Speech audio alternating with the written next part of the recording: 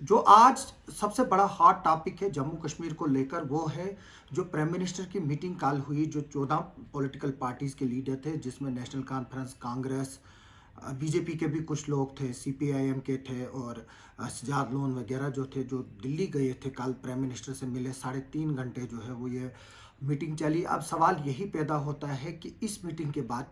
जो है वो सामने निकल कर क्या आया। काफ़ी लोग जो है वो कयासारियाँ आयारियाँ लगा रहे हैं कि अब क्या होगा। जो स्पेकुलेशन है पहले ये लगाई गई थी कि शायद कल कर्फ्यू लगेगा, इंटरनेट बंद होगा, मोबाइल बंद होंगे। जैसे कि मैंने आपको बताया था, ये सब अफवाह है, अफवाहों पे ध्यान ना दें। ना कोई इंटरनेट बंद होगा, ना कोई मोबाइल सेवाएं बंद होगी, ना ही कर्फ्यू लगेगा।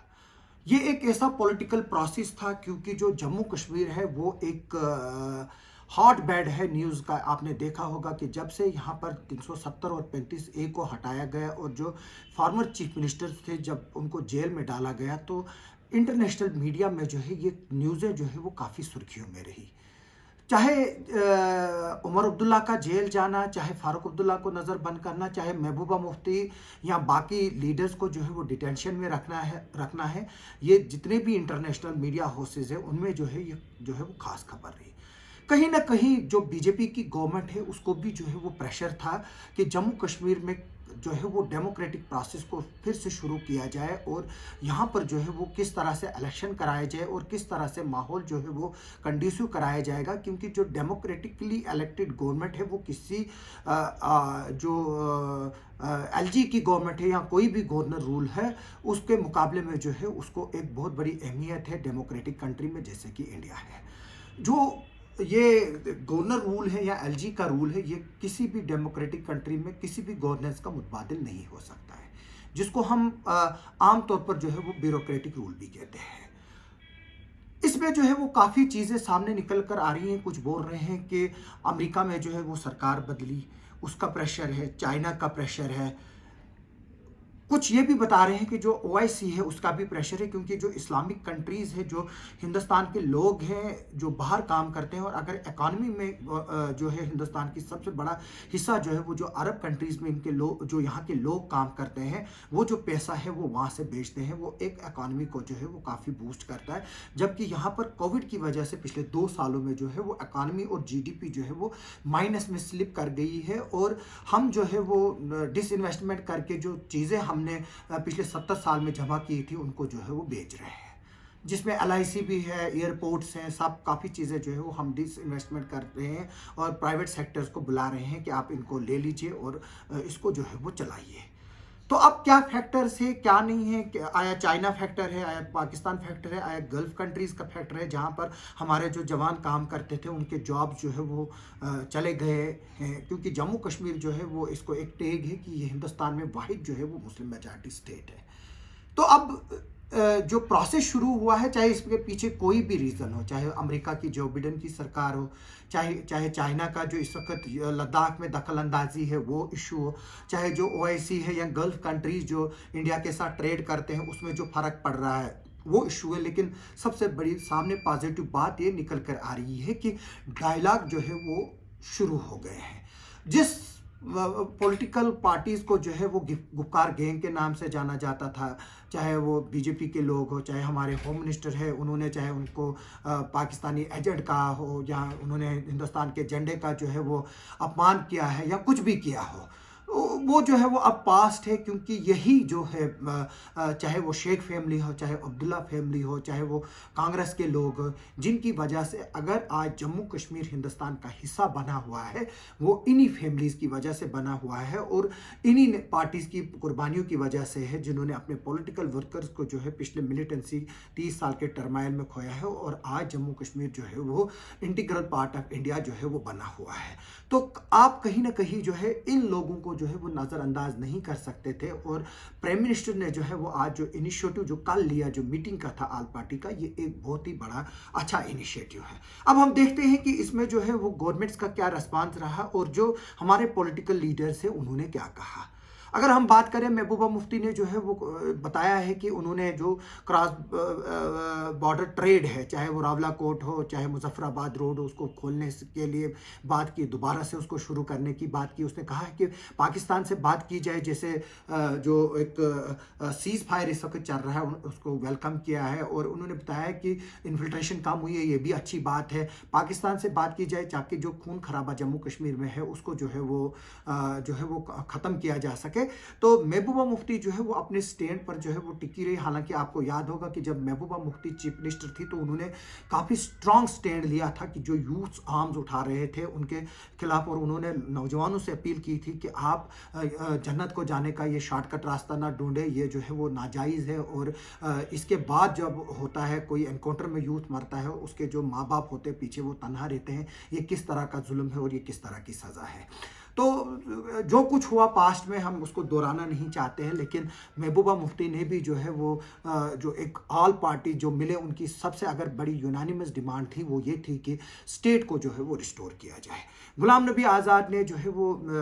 भी जो है वो काफ़ी वहाँ पर कुछ बोला है, फारूक अब्दुल्ला ने बोला है, गुलाम नबी आज़ाद ने बोला है कि पहले स्टेट वापस दी जाए, उसके बाद जो है वो इलेक्शन कराए जाए। और जो स्टेट को रिस्टोरेशन के लिए बात की गई है वो जो है वो सबकी एक यूनानिमस डिमांड थी। हालांकि अब ये चीज़ रिवर्स नहीं हो सकती कि जो लद्दाख है वो अब यूनियन टेरिटरी बन चुकी है, और अब इस ख्याल को जो है वो जहन से बाहर निकाल लेना चाहिए हमको कि जो अब स्टेट रिस्टोर होगी, लद्दाख जो है वो उसका एक हिस्सा होगा। अब तो ये बात जो है वो आप लोग जो है वो सरे से खारिज कर लीजिए कि लद्दाख जो है वो अब यूनियन टेरिटरी रहेगी। अगर जम्मू कश्मीर स्टेट वापस आती है तो जो लद्दाख है उसका हिस्सा वो जो है वो नहीं होगा। उमर अब्दुल्ला का एक इंटरव्यू रात को एक लाइव टेलीकास्ट होता है एनडीटीवी चैनल पर, और उमर अब्दुल्ला ने एनडीटीवी पे जो है वो काफ़ी चीज़ों का खुलासा किया कि अंदर क्या हो रहा था मीटिंग में और क्या नहीं है। उमर अब्दुल्ला ने बताया कि वो 370 की रिस्टोरेशन के लिए जो है वो फाइट करेंगे और वो लॉ जो है वो अपने हाथ में नहीं लेंगे। इसका मतलब ये है कि वो अपने पार्टी के वर्करों को प्रोटेस्टों के लिए या धरनों के लिए नहीं उकसाएंगे। उनका साफ ये कहना है कि वो लीगल कोर्स ऑफ एक्शन लेंगे, क्योंकि कॉन्स्टिट्यूशन में जो है वो एक चीज़ है कि हर कोई जो फैसला है वो उसके लीगल जो है वो रास्ते मौजूद होते हैं। और जो इस वक्त आर्टिकल 370 का और 35A की अबॉर्गेशन का जो इशू है वो इस वक्त सुप्रीम कोर्ट में पेंडिंग है, क्योंकि कोविड की वजह से जो है इस तरह के केसेस जो है वो डिले हो रहे हैं। अगर बात की जाए कि कल जो मुजफ्फर हुसैन बेग साहब जो साहब डिप्टी चीफ मिनिस्टर भी यहाँ के रहे हैं और पीडीपी के वरिष्ठ लीडर रहे हैं वो, और कानूनदान भी हैं, उन्होंने एक कहा कि जो इंस्ट्रूमेंट ऑफ एसेशन था जिसको लीगली तौर पर जो है वो जम्मू कश्मीर को एसेस किया गया था हिंदुस्तान के साथ, उसकी एक शिक कहती है कि इसको जो है वो तोड़ा नहीं जा सकता है, और इसको जो है वो सिर्फ कॉन्स्टिट्यूएंट असेंबली जो है वो तोड़ सकती थी, जो अब ख़त्म हो चुकी है। इसका मतलब ये हुआ है कि जो मुजफ्फर बेग कह रहे हैं कि एक कॉन्स्टिट्यूशनली डिसीजन को जो है वो अनकॉन्स्टिट्यूशनल तरीके से जो है वो 5 अगस्त 2019 को जो है वो रिवर्स किया गया है। तो अब जो है वो, क्योंकि उन्होंने ज़्यादा इस पर बोलना नहीं चाहा और ये पहली मीटिंग थी, हर कोई चाहता था कि जो एम्फेसिस यहाँ पर बना हुआ है जम्मू कश्मीर में उसको जो है वो किस तरह से ख़त्म किया जाएगा, और सारी पॉलिटिकल पार्टीज़ जो है वो एकजुट थी कि वो इसमें जो है वो एक पहल जो है वो शुरू हो गई। प्राइम मिनिस्टर ने डिलेज के जो है मीटिंग का रीज़न ये दिया कि वो प्राइम मिनिस्टर ने बताया है कि वो करना चाहते थे इस मीटिंग को, लेकिन कोविड की वजह से जो है वो कर नहीं पाए, और ये सबसे बड़ी मीटिंग है प्राइम मिनिस्टर की, वर्चुअल मीटिंग, जिसमें जो है वो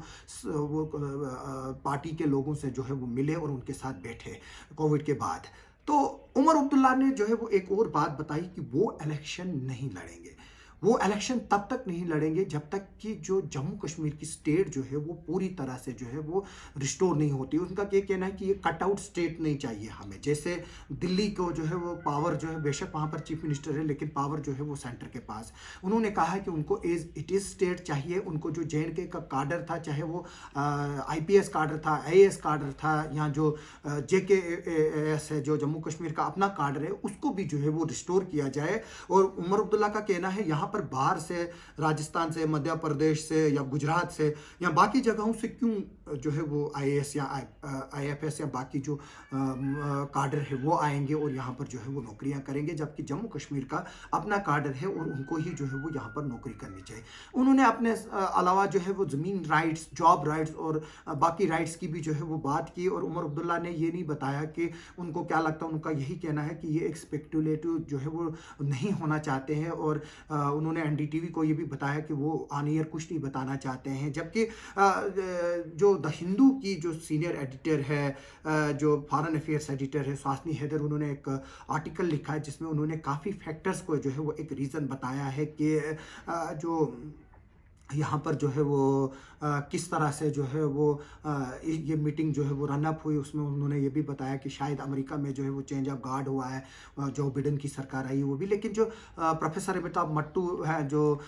एक वाइस चांसलर भी रहे हैं जम्मू यूनिवर्सिटी के और कश्मीरी पंडित्स के जो है वो एक वोकल स्पोक्स पर्सन भी रहे हैं, न्यूट्रल स्पोक्स पर्सन है, उन्होंने कहा है कि जो इंडिया है उस पर जो है वो फॉरेन प्रेशर कभी भी जो है वो नहीं आया है। अगर आया होता तो 1992 में जब बिल क्लिंटन की सरकार थी और यहाँ पर अपराइज हुआ था और नरसिम्हा राव की जो वीक गवर्नमेंट थी, उस वक्त भी जो है वो प्रेशर टैक्टिक जो है वो अगर ऐसी बात होती तो वो काम करता। लेकिन इंडिया जो है वो अपने फॉरेन प्रेशर की वजह से एक इंच भी जो है वो पीछे नहीं हटा। अब बात जाहिर है कि आज 2021 से और 1992 और आज तक जो है वो काफ़ी डिफरेंसेस रहा। यहाँ पर हज़ारों की तादाद में जो है वो लोग मारे गए, बेकसूर लोग मारे गए। गन कल्चर जब तक भी किसी सोसाइटी में हो तो उसमें वहाँ पर जो है वो अमन नहीं आ सकता है। और जो सबसे बड़ी बात जो पॉलिटिकल पार्टीज़ ने कही, जिन्होंने जो है वो पार्टिसिपेट किया प्राइम मिनिस्टर मीटिंग में, उन्होंने कहा है कि dialogue is the only way forward. जो डायलॉग है उसी से जो है वो मसले हल हो सकते हैं। और इससे ये बात साफ जाहिर होती है कि पिछले 30 सालों में जो गन की वजह से जम्मू कश्मीर में तबाही हुई है, उसको जो है वो गन जो है वो कभी भी सोल्यूशन नहीं हो सकती है। और मेरी उन तमाम लोगों से रिक्वेस्ट है कि जो वायलेंस के पाथ पे चलते हैं उस वायलेंस को जो है वो छोड़ दें और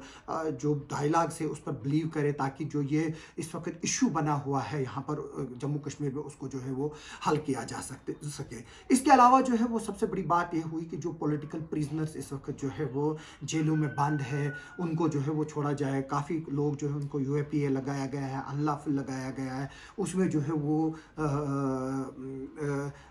वो केसेस जो है उनके खिलाफ विड्रा किया जाए। बीजेपी के भी लोग जो थे इसमें शामिल थे, रविंदर रैना था, कविंदर गुप्ता थे, निर्मल सिंह थे, उनमें 9 लोगों को जो है वो बोलने का मौका मिला।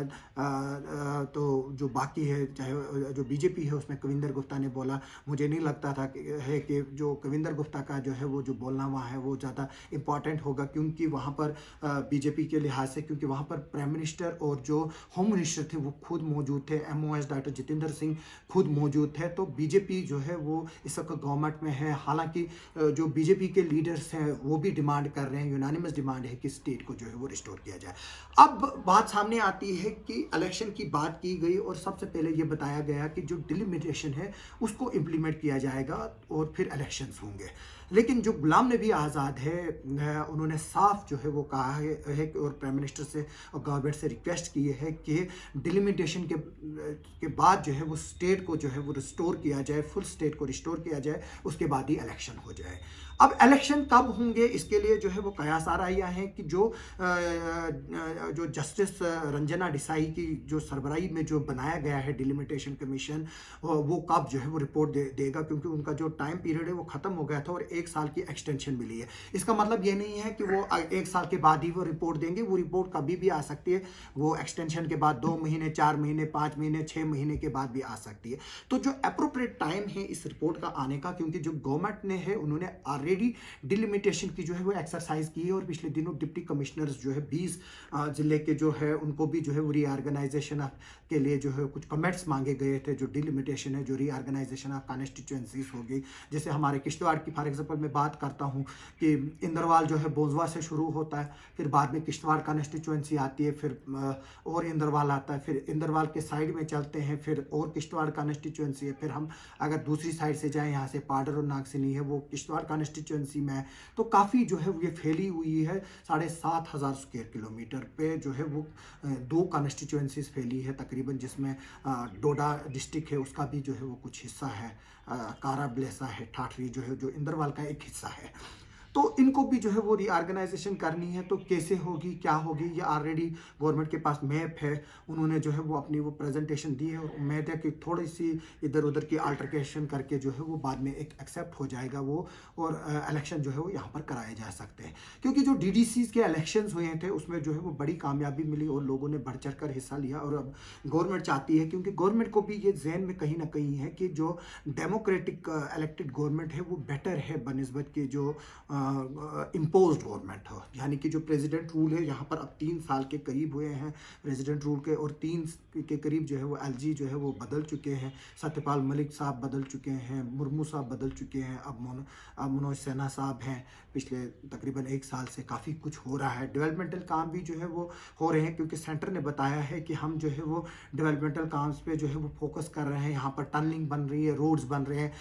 उम्मीद है कि अगले कुछ महीनों में संगपुर हवाईलो टनल पे भी काम शुरू होगा, उसकी DPR कंप्लीट हो चुकी है, अब उसमें जो है वो टेंडरिंग होनी बाकी है। तो जोजिला टनल पे काम चल रहा है, पिछले दिनों ही जो है वो बानाल और काजीकुंड के बीच जो है वो टनल तैयार हो गई है। हालांकि वो UPA गवर्नमेंट में जो है वो शुरुआत हुई थी, ये एक चलता फिरता प्रोसेस है, एक गवर्नमेंट आती है फिर नई आती है, काम चलते रहते हैं और सिस्टम चलता रहता है। अब जो कुल मिलाकर जो अब हम देख रहे हैं कि हमने क्या खोया क्या पाया इस मीटिंग में, ये साफ जाहिर निकलता है कि जो यहाँ की जो मेन स्ट्रीम पॉलिटिकल पार्टीज़ हैं, गवर्नमेंट जो है उनको काफ़ी देर तक इग्नोर नहीं कर सकती है, क्योंकि यहाँ पर एक ऐसी लीडरशिप नहीं है जो इनको जो है वो मुतबादिल कर सके। क्योंकि जो फारूक अब्दुल्ला है उसको big daddy of Jammu Kashmir politics कहा जाता है, ये वही फारूक अब्दुल्ला है जब BJP की गवर्नमेंट को जम्मू कश्मीर को रिप्रेजेंट करना था और UN में स्पीच करनी थी, ये वही फारूक अब्दुल्ला था जो वहाँ पर गया था और UN में स्पीच की थी और जस्टिफाइड किया था कि जम्मू कश्मीर जो है वो हिंदुस्तान का अटूट अंग है और इंटीग्रल पार्ट है, और अगर उनको जीना और मरना है वो इसी में मरना है। और यही महबूबा मुफ्ती भी कहती है, यही उनका फादर भी कहता है था कि लेट मुफ्ती साहब होम मिनिस्टर रहे हिंदुस्तान के, कि अगर हमें कुछ मिल सकता है वो गवर्नमेंट ऑफ इंडिया के कानून के दायरे में ही मिल सकता है। लेकिन इनको जेल भी भेजा गया, सब कुछ हुआ, गुपकार गैंग भी जो है वो बताया गया। लेकिन अब जो है वो इस बात को समझना ज़रूरी है कि जो ये लोग हैं, इन्हीं लोगों की वजह से आज जम्मू कश्मीर जो है वो हिंदुस्तान का हिस्सा है, और BJP की गवर्नमेंट को इन्हीं की बदौलत से मौका मिला कि उन्होंने 370 को पार्लियामेंट में तोड़ा। अगर उस वक्त ये लोग हमारे गवर्नमेंट ऑफ इंडिया के साथ इलाक न करते तो शायद जो है यहाँ पर कुछ सिचुएशन ही और होती, या काफ़ी जो है वो कत्लो गारत हुई होती। तो लेकिन इन पॉलिटिकल पार्टीज़ का भी जो है वो हम जो है वो नहीं जो है वो रोल जो है वो नहीं नकार सकते हैं। इन लोगों की वजह से, इनकी मेहनत की वजह से आज हम एक हिंदुस्तान का हिस्सा है, एक डेमोक्रेटिक कंट्री का हिस्सा है। वरना जो डेमोक्रेटिक प्रोसेस है वो यहाँ पर जो है वो इस तरह से शुरू ना होता जैसे अब फिर से शुरू हुआ। और हम उम्मीद करते हैं कि यहाँ पर जो है वो government of India, PM Modi और जो अमित शाह की जो जोड़ी है वो यहाँ पर जो है वो जम्मू कश्मीर में जल्द से जल्द जो है वो यहाँ की गवर्नमेंट का जो जो जो जो कारोबार है, वो जो यहाँ का जो गवर्नमेंट का जो सिस्टम है वो दोबारा मेन स्ट्रीम पॉलिटिकल पार्टीज़ के हाथों में जो है वो